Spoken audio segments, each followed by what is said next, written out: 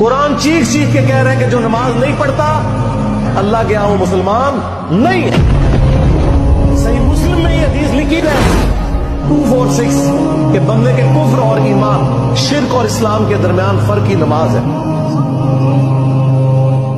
یہ حدیث مسلم میں ہی لکھی رہ گئی کہ ابن مسعود رضی اللہ تعالیٰ عنہ کہتے ہیں کہ جماعت کے ساتھ نماز پڑھنا یہ سنت خدا ہے، یہ تمہارے نبی کی وہ سنت ہے جو اللہ نے انہیں عطا کی، اگر اسے چھوڑ دو گے تو برباد ہو جاؤ گے۔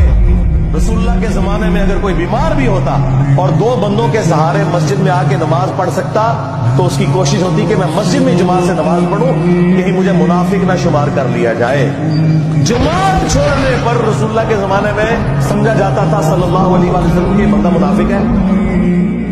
صحابہ کرام کو، اہل بیت کو کب معلوم تھا کہ ایسی امت بھی آنے والی ہے جو آپ سے بڑا عشق رسول ہونے کا دعویٰ کرے گی اور نماز ایک نہیں پڑھے گی۔